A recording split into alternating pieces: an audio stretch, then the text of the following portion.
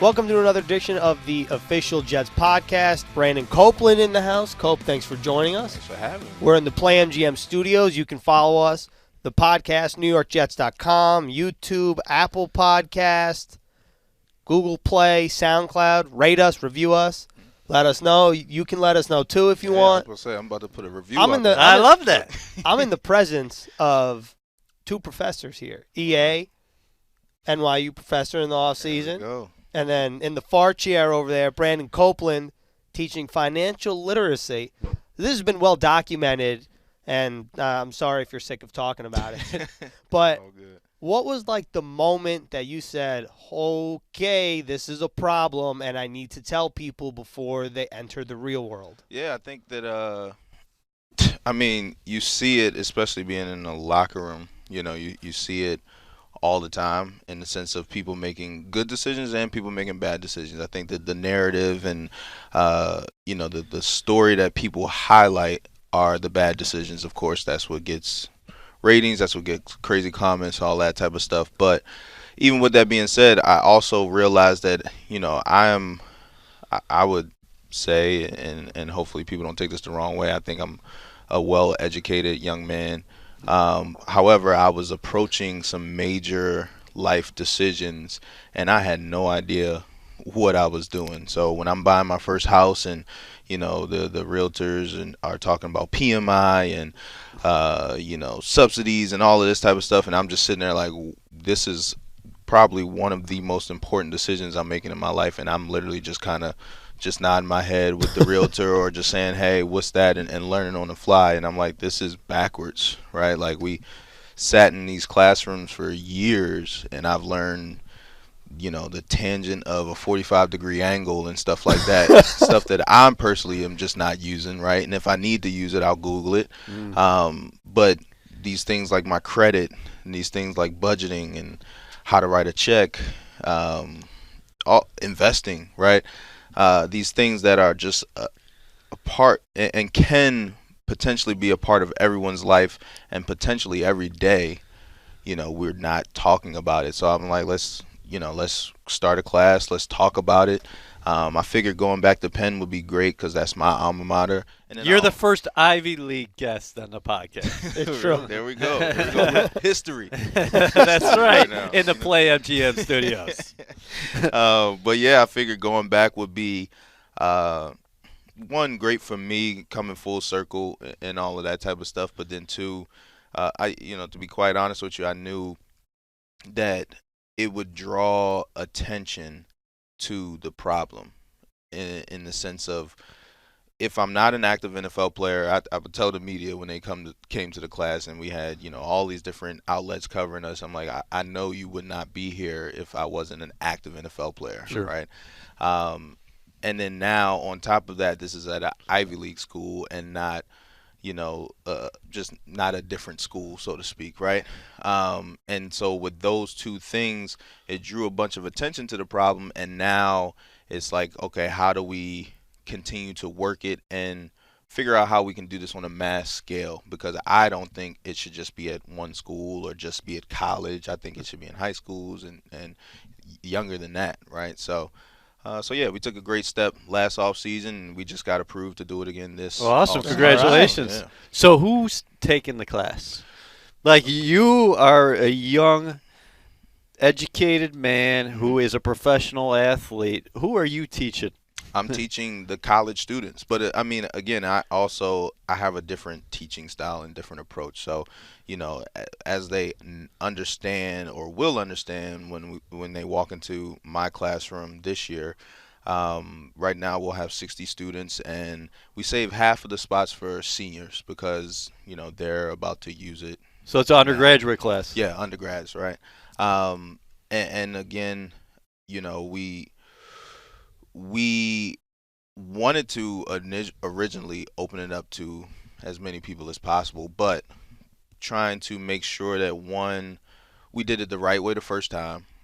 Two, we end up having some great conversations in there. We want to make the classroom space a conversational forum where you feel comfortable to share your stories and all of that type of stuff. And 60 is a large number in itself. 60. So last year we started with 30.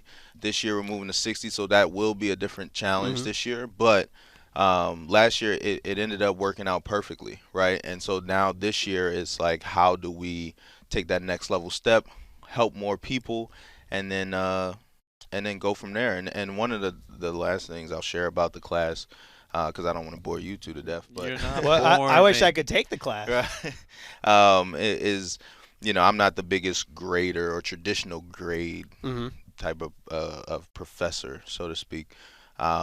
So what we do is we have my students. I figure if you can teach something to someone else, then you probably have a pretty great grasp on the information. And now to do that, double fold that, if you can teach it at a high school level, you probably have a very, very strong grasp of the information. So the students' final exam, they do have a paper that helps them, they have to start walking through their life plan, 5-10 years from now. But then also we bring high school kids from Philadelphia, bring them to the school, and then we give them a college visit. And then also my students split up into groups, different topics: budgeting, investing, credit, how to buy your first house / cost of renting, things you should ask.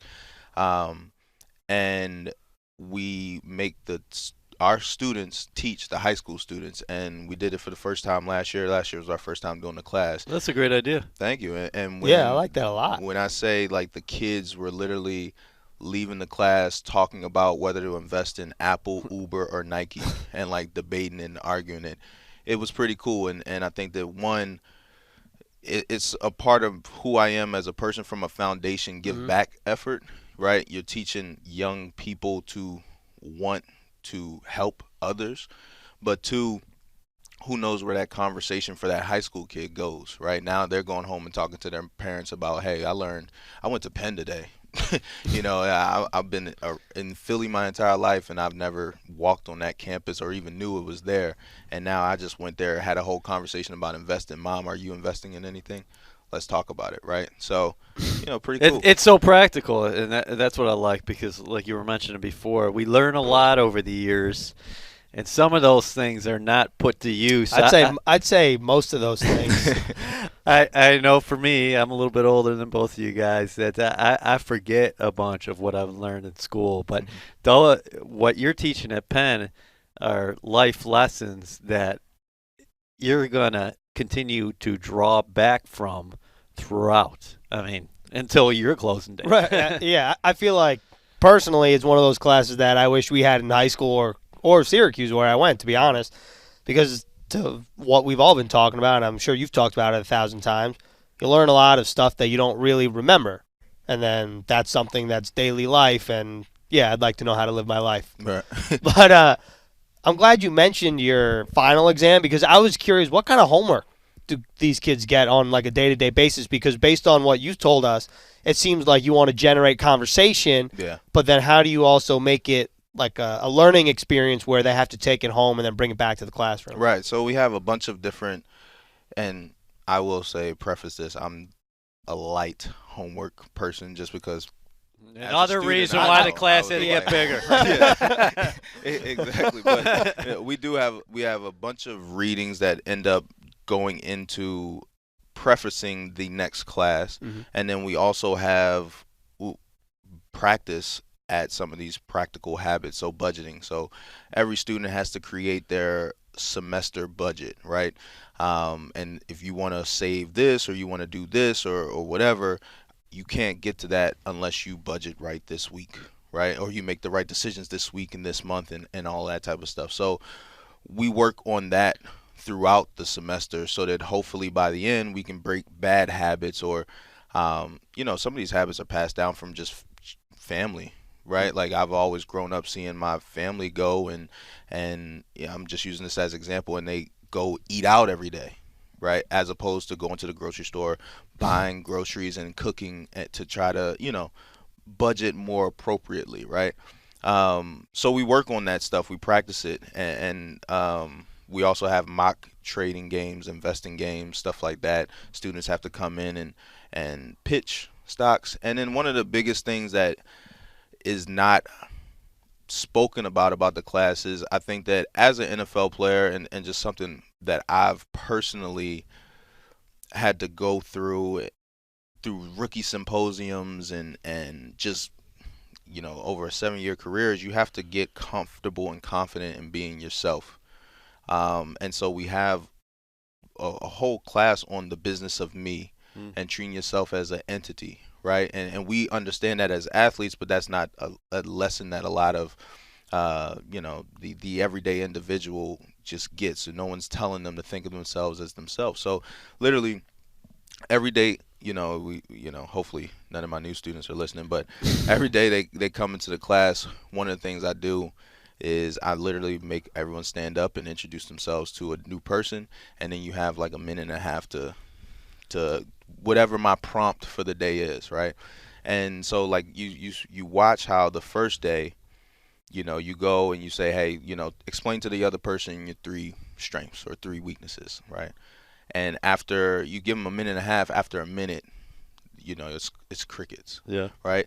By the middle of the semester, they're just going. Right. But then by the end, it tails off a bit. You fine tuning answers and you're just helping them, because it almost becomes like interview prep. It's just your elevator pitch for yourself. And then by the end of the semester, and I also open the class to public sometimes, you literally hear just people going overtime. Right, chatter, and they just become so confident in speaking about themselves, because a lot of us, we can talk about the great things that we do, but if you ask me about a weakness, right, you don't know how to talk about it and talk about what you've grown or how you've grown from it. So we practice a lot of things, right? I want my students to leave the classroom and just feel comfortable sitting up here on a podcast and talking about themselves for good or for bad. So a lot of life skills in addition to the financial literacy. You are involved in so many things off the field. What about real estate? Yeah. Well, what are you doing there? And what kind of tips can you give myself and Green? Right. So a few years ago, actually 2017, I tore my pec. I was playing with the Detroit Lions. I tore my pec right at the beginning of the season. And for me, I was interested in real estate and started studying up on it the year prior. I actually went and viewed some homes. Actually, I went to Penn. Temple is like 15 minutes away. So my wife and I remember the year before walking through a bunch of off-campus houses and just trying to see what we need to look for. Is this roof bad? How old is the water tank? All of this type of stuff. Is this a good furnace? Not type of thing. Can we take down this wall and make this an open floor plan? Right. And then also, can we put another wall up and make this a room? Right. It's so that was fun, and we never ended up buying or pulling the trigger on any of that type of stuff. We weren't ready yet, and then I tore my pec, and in I guess Brandon Copeland fashion, when I get passionate or interested in something, I dive in. I don't really, my wife explains it as, she's going to check and make sure if we're at a cliff, she's going to make sure we have the parachute and all that stuff. I'm sprinting and I'm jumping off and I'm finding it on the way. So, well, you found the right partner. Yeah. So, I really got interested in flips originally. Because I ultimately wanted to do rentals, but I didn't want to marry myself to a rental property or anything like that.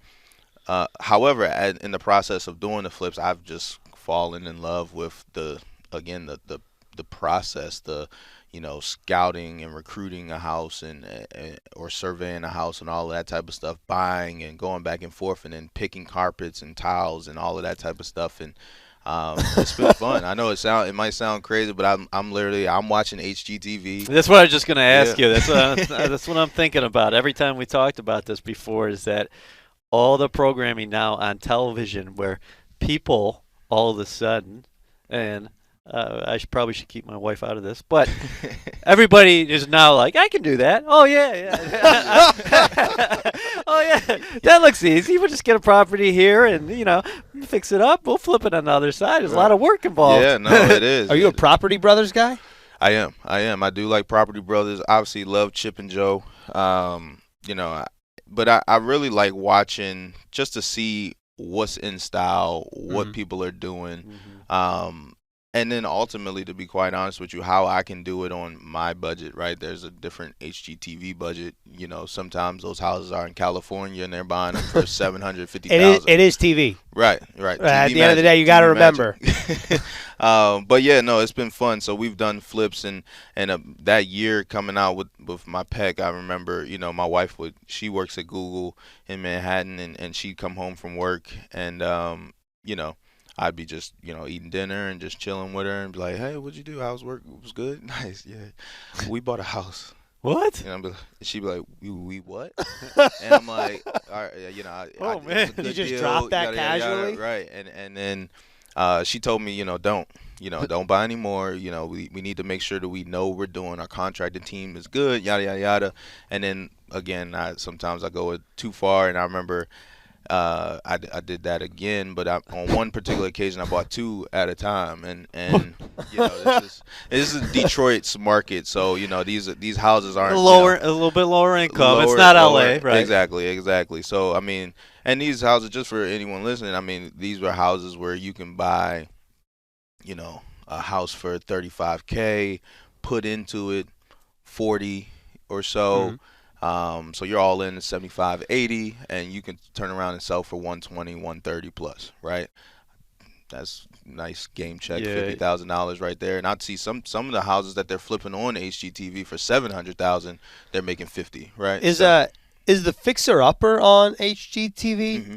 Did you know that Calvin Beecham was on the Fixer Upper? I did. We've talked about that. We've spoken about that. So yeah, I'm sure he has some behind the scenes tips and tricks. But I think to your point, like we were talking about Detroit, is that it's all relative, because maybe a house in Detroit that is very nice is $180,000. In that same house, you plop it somewhere in Southern California, it's $2.2 million. Yeah, exactly. To me, it's all relative, you know, where you are, because things can look the same. They can be almost exactly the same, but as far as the structure itself, right. I mean, and these are 3-4 bedroom, 2.5 bathroom houses. Yeah. You know, and one of the best ones that we did, we made 115%, and you know, that's another thing we talk about in financial literacy. Start thinking in percentages as opposed to numbers. Yeah. Because sadly, sometimes you say, hey, I did X, Y, and Z, and yada yada yada, and I made 10K, and you're like, huh? Like, you did all that for 10K, but if I made I did X, Y, and Z, yada, yada, yada, and within 5 months' time, I made 12%, I made 20%, whatever. Now you're like, oh, okay. Yeah. But if that 20%, 12% is 10K, you know, you're changing your framing or your frame of thought, I guess. But one of the best houses we did, we got at auction. We got it for $33,000. Sadly, unfortunately, and this is another reason why we have these classes, because, you know, unfortunately, a woman passed away, an elderly woman passed away, but her family just did not know what to do with it, the house. So they just let it go and went to auction, I guess, and we got it at auction. But when we went into the house, it was just pristine. I mean, the woman, I guess she couldn't, you know, go upstairs, so she ended up making a 4th bedroom downstairs. So, and then adding a bathroom, handicap tub, and all of that type of stuff. So we literally just went in the house. We put $15K into it just to update the kitchen, put new carpet down, and we changed the handicap tub to a shower and all that type of stuff. We ended up putting maybe $50K into the house. We sold it. We ended up being all into the house for like $50 to $52K. We sold it for $127,000, right? Jeez, that's a nice percentage. Yeah, and this was in like a 2-week rehab or something like that. And the crazy thing is, the person who bought the house, it was a daughter.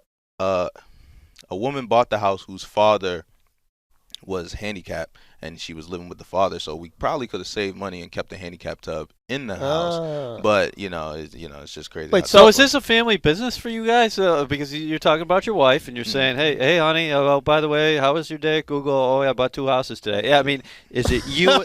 Is it you and her, or is it? You talked about your brother before we came on the air. Is he involved as well? Yeah, my brother, he's my project manager. He's my business manager now. Is he? He's kind of he's elevated. I tell him. A lot of people think, it's funny. A lot of people think, when you talk about an athlete and you hear, oh yeah, my brother works with me. And you just like, oh man, this is like ballers type of thing. Like, I don't know. He's just hanging out. EA likes ballers. Yeah. But my brother, he's A1, man. He's very well versed. I mean, he keeps me on track and everything like that. But yeah, my wife, she helps manage finances for Google. I mean, she manages finances for Google in terms of like a lot of the commercials you see or new products. She's managed that budget. So I'm always like, you can manage our measly little budget over here for our real estate company, right? And then my brother, again, he's making sure that things are going, especially when I'm in season. Sure. We have a couple of houses going right now, right? And so he's making sure things are going on a day-to-day basis when. Where do you have them going right now? Right now we have them going in Detroit. Okay. Yep. Nice. We have one in Maryland that, again, is a rent-to-own, and a tenant just moved in there at the beginning of the season, actually. But, business is going, so. And how long does I think you said it took like 2 weeks. At least it sounded like it. Like when you buy a house, how long until it is flipped? Yeah, well, everyone before, is different. Yeah. Right, before it's bought, what's the time frame from you buying the house to the house being on the market to be sold? Right. Like how long is that process? Yeah, so everyone is different. So the house I was talking about before with the 2 weeks, again, it just happened to be pristine condition, completely cosmetic. But it took, because we bought the house at auction, for example, we had to wait 30 days for the court to rule that we can even enter and us to technically evict the tenant, not even the tenant. Yeah, I guess because we bought the house at auction, they're getting all these little real estate rules, and then now we're the owners of the house and there's someone living in it and we have to evict that person even though she had passed away. We want make sure we do everything. That sounds a little ruthless. Yeah, like, I mean, technically, by the letter of the law, it sounds ruthless. When you tell the story, it just sounds like a normal purchase. No, yeah. As you get it, I remember my first time listening, and hearing, I'm like, geez, this kind of, do I really want to be in this business? We got to evict people and all this type of stuff. But half the time, I mean, with these houses, sometimes it's like there's literally no one in there. It might be not hoarders in there. What do you call it? I can't even think of the name right now. When people just go into your house and are just living there, squatters in there or something like that. But yeah, everyone's different. I mean, when we go. My process is I go to the house or send a property manager to the house with a contractor, check out the house, kind of get a budget. Before I even do any of that, I've already looked at the house, seen as many pictures as I can of the inside to just kind of get an understanding of what I'm walking into, and then I've measured that against the comps, the comparable sales throughout the neighborhood. Because if in my mind, if I can't at least make $30K, then it's not worth my time. In the sense of a lot of people are shooting to make $10K, but then there's something that's going to go wrong in there, and then now that $10K is squeezed to $5K, or that $5K is now squeezed to you're in the negative and you're chasing your money, right? So I always shoot for $30K because I know it might get squeezed, or we'll go over and do above and beyond, and I'll be a happy person at that point. But my contractors and project manager or myself, if I'm available, we'll go through it and we check everything out.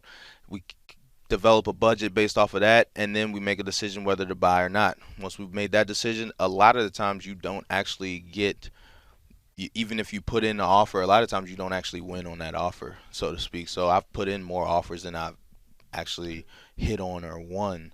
But you're keeping yourself within that budget. Exactly. Yeah, your target.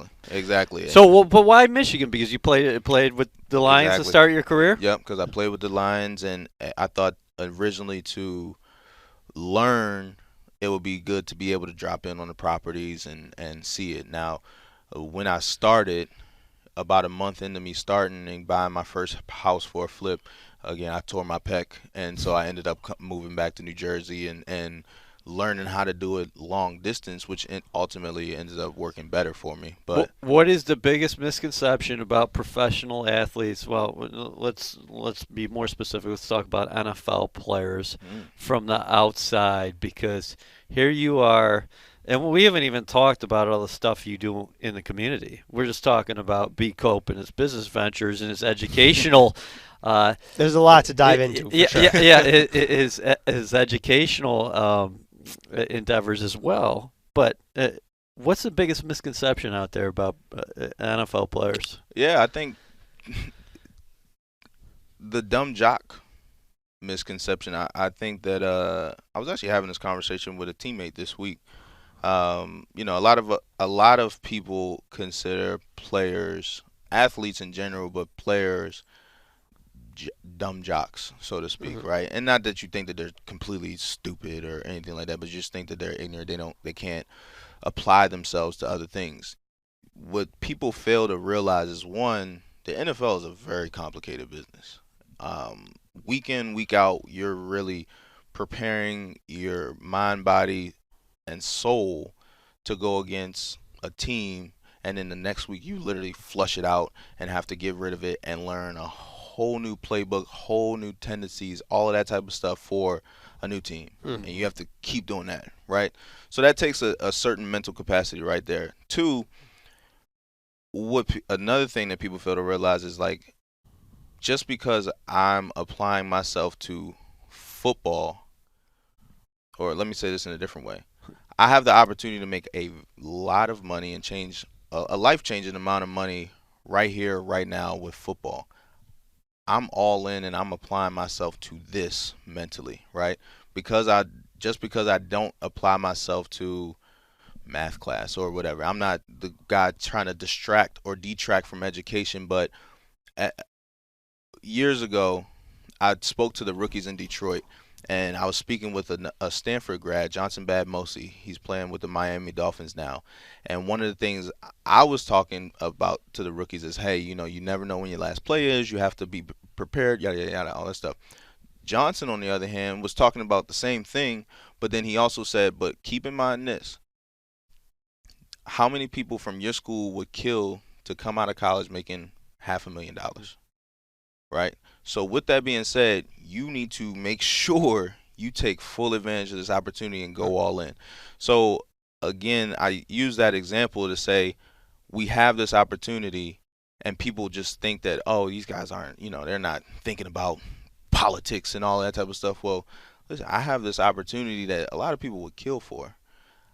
I'm all into this. I'm becoming a specialist in this. I am the Jason Statham transporter, the Tom Cruise of this. Love those movies. Yeah. And so that's one of the things that I think that a lot of people should just kind of understand. But they also, I don't think people realize that you guys are actually human beings too. So you finish your day at work, you can go home, you can have dinner, you have real life problems, the plumbing's not working, maybe your wife had a bad day, maybe you want to watch a movie, maybe it's time to laugh. Yeah. Maybe the Wi-Fi is not working. I think there's this tendency, because guys do make a good living, that you guys are robots, and the other end of the spectrum too is that the careers in the National Football League are less than 4 years on average. You, who are still a young dude, I think your crude season is 5? It says, if you look up Brandon Copeland, it says 5 NFL seasons. This is your 7th year in the league. You are an anomaly, man. Most guys are not around after 7 years. That's just the truth. Yeah, no, you literally day by day, and I think that one of the things that I've thought about is, like, you go through those bad times, and what I always try to remember in those bad times, not even bad times, what I'm talking about is, like, practice squad. My second year, I was cut after 2 weeks and just sat out the whole year. And I kept training, kept working out, and I always told myself, this year, even though I'm pissed off right now, I'm not making any money, I'm not doing anything, right? This year will be the year that helps propel me to year 7, year 6, year 10, whatever, right? Because now when I'm in the middle of the season, when I'm going through the motions and other guys are checking out, I'm dialing back in on how bad I wanted it, how bad I just wanted to be in the locker room. how bad I wanted to be in the Colts, of how bad I wanted to study for the New England Patriots, right? Yeah. And that time, those hard times will be the things that push you and carry you on and keep you grounded in success. And I think that's what keeps me going. Brandon, I think it's clear, not only to us, but if you're watching or listening to us, that you're well-versed in a lot of things. You clearly have, for lack of a better saying, a good head above your shoulders, whatever it is. But were you always like this? Like, were you always the guy growing up that was well-versed in XYZ and looking for challenges? Or was there a moment or two where you were like, I have to get better at this because this is really post-football and I need to know these things for whenever my last play is, whether that's on your terms or not or whatever the case may be? Yeah, no, great question. I think I've always thought differently, in the sense of God has blessed me with a different perspective on life. And, certain things will happen to people and they take it and they curl up, right? Mm-hmm. Me, it's an opportunity. It's, okay, how do I work through this, right? So that's first and foremost one thing that I lean on. But then, yes, there have been certain instances in my life that have changed my way of thought completely, or changed my fear mechanism, that will allow me to put myself out there and say, hey, I'm a football player, but I'm about to try to be a professor, right? And to speak to those things, I'm actually working on a book right now. Are you really? All right. Oh, here we go. Breaking news here. Breaking news. Buy the book now. We're working on it now, but and we'll talk about it in detail in there. But when I was in 8th grade, my grandmother passed away, and I remember just being, I was literally right up the street, and she had diabetes, so she would go in and out of the hospital, and I just thought it was just another routine time. She's in and out. She was in there for days, and my mom, every time we get off of school, hey, you want to go check on her? Oh, no, I'm good. I'll go see her tomorrow. Oh, no, I'm good. I'll go see her tomorrow. Just being a 8th grade kid, I just want to get home and play, right? And then finally one day, she picks me up, and just everything's quiet. And, I found out that my grandmother went on life support. So now I'm like, oh, let's go, right? And I just remember my grandmother ended up dying that night, that same day. And I just remember, again, there's definitely certain details in that story that stuck out to me about how much my grandmother loved me and all of that type of stuff. But for me, I remember that moment on of just saying, like, that's literally the only regret I have in my life. After that, I don't have any other regrets. I'll take as many chances as possible. I'll make time for whomever, whatever I need to make time for. But, I think as an 8th grade kid, that put a different hustle and a different mindset. It's not even just a business hustle. It's more of just like when there's certain things that are important to you, cherish them in the moment. Yeah. This NFL, the seed in the NFL, cherish it in the moment. That's right? pretty impactful for that. Obviously, your grandmother, tremendous impact and a loving presence and a matriarch probably of your family, I would imagine, just like so many grandmothers have been for many of us. But that stuck with you from that moment because you're a young kid. And then saying, okay, I got to take advantage of my time, and I just can't push things aside because I don't know what's going to happen tomorrow. Right, exactly. And I think, tremendous lesson for me. It literally has changed the trajectory of my life, and again, I can pinpoint it exactly. But yeah, that stuff like that, and then also, from a off the field perspective, certain things like being on practice squad, certain things like, being on practice squad, and that's another misconception about the NFL is a lot of people just think it's promised, right? We all have signed, we've all signed these $1 million contracts, and we're all living lavish lives, and or you're a rich man on the practice squad. Exactly, and technically, I share this with people. When I was an undrafted free agent out of the University of Pennsylvania. When I came out, I signed a 3-year, $1.5 million contract. I saw 20,000 of those dollars before I was cut, right? Okay, right. And if I never got picked up again, that would have been all I had to my name, right? So, it's these things aren't guaranteed. So for me, it's also just figuring out how I can make sure, as the leader of my family, I can always provide for them regardless. Cope, you bring it. You're a passionate dude. You're an intelligent dude. You leave it all on the field. Love watching you play football. I did want to ask you about the suspension, because when you went in the locker room, you were emotional in terms of, okay, this is what happened, and this is where I'm going to go from here. So just briefly, I would ask, what did you learn in all that, and what would your message be to young dudes in the NFL? Yeah, I mean, I think that was it was very rough for me, because I was trending upwards, and I still am in my mind. Career high in sacks last year. Career high in sacks, and it's just on and off the field, things are just going so right. My wife, we had our first child July 11th. Congratulations. 7-11. Thank you. Free Slurpees for the 7-11. There you go. Life, Is that a thing? Wait, on 7-11 you can go to 7-11 and get a free Slurpee. But yeah, I haven't had anybody Slurpee can probably do it, but yeah, 35 years. Well, that'll be his first 5 birthday. Okay. Oh my God, I didn't know that. You blew my mind a little bit there.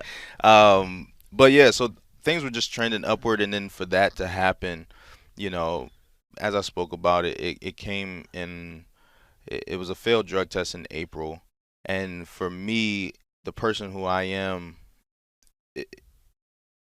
I had no idea what happened, where it came from. So first and foremost, it was like, how do I figure out what happened? Who made the mistake?